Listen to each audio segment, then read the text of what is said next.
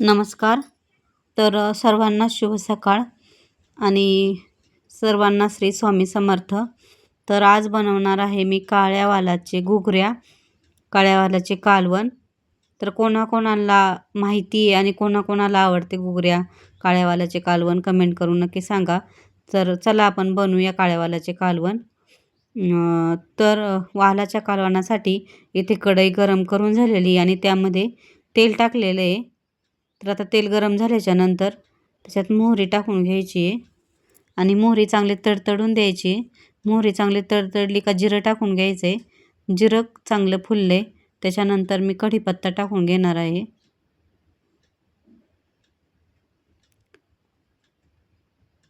कढीपत्ता टाकल्याच्या नंतर लगेचच मसाले टाकून घ्यायचे, कारण कढीपत्ता जळून नाही द्यायचा आहे. मसाला तुमच्याकडे कोणते तुमचे घरगुती मसाले असेल ते वापरू शकता. इथे मी कांदा, लसूण, थोडासा गरम मसाला आणि थोडी मिरची पावडर टाकलेली आहे. आणि तुमची भाजी किती आहे त्यानुसार तुम्ही मसाला टाका. मसाले याच्यात परतून झाल्याच्या नंतर आणि घुगऱ्या मी पहिल्या शिजवून चांगल्या स्वच्छ धुवून ठेवलेल्या आहेत. काळ्या वालाच्या घुगऱ्या कशा करायच्या, आदल्या दिवशी भिजवून त्याच्यानंतर शिजवून पण घेऊ शकता, किंवा हळद टाकून घेतली आता थोडीशी, आणि किंवा तसेही चांगले निसून धुवून स्वच्छ शिजवून घ्यायच्यात. इथे घुगऱ्या मस्त शिजलेले आहे आणि धुवून स्वच्छ घेतलेले आहे मी. त्यातलं पाणी वापरायचं नाही आपल्याला. शिजल्याच्या नंतर ते पाणी ओतून द्यायचं, कारण एकदम काळं पाणी निघतं. आणि आता घुगऱ्या टाकून घेतल्यात मस्त. जास्त पातळ नाही भाजी बनवणार आहे मी. अशा घुगऱ्या केल्याच्या नंतर थोड्याशा आपल्याला डब्यावर पण देता येतात. डब्यावर द्यायच्या असेल तर थोड्याशाच पाणी मसाल्यात हे करून दिल्या ना तरी खूप छान लागतात. आणि घरी आपण रस्सा भाजी पण करू शकतो. मी थोडासा रस्सा करणार आहे घुगऱ्यामध्ये, वालामध्ये. वाटणामध्ये मी वाटण वाटून घेतले. वाटणामध्ये फक्त थोडंसं खोबरं, शेंगदाणे आणि लसूण एवढंच वाटून घेतलेलं आहे. थोडे जास्त वाटण काही वाटणामध्ये मी काही घातलेलं नाही दुसरं. आणि एवढ्याच वाटणामध्ये भाजी खूप छान होते.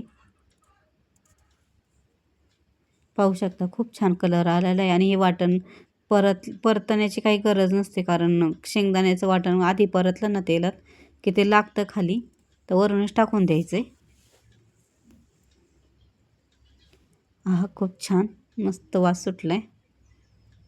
आणि वालाचे कालवण घरामध्ये सर्वांनाच कधीतरी केले तर आवडते. आमच्याकडे तर सर्वांना आवडते. तुम्हाला कोणाकोणाला आवडते कमेंट करून नक्की सांगा. आता वरून थोडी कोथिंबीर टाकून घेतली आणि चवीपुरतं मीठ तुमच्या अंदाजानुसार टाका तुम्ही. आता याला फक्त आपल्याला उकळी घ्यायची फक्त, कारण की वाल पहिलेच आपण शिजवून घेतलेले त्यामुळे. पाहू शकता भाजीला खूप सुरेख असा कलर आलेला आहे मस्त. आणि जास्त पातळी पण नाही आणि जास्त एकदम लपतपीत पण केलेलं नाही आहे. म्हणजे आपण भाकरीसोबत मस्त खाऊ शकतो, भाकर चुरून किंवा अशीही खाऊ शकतो.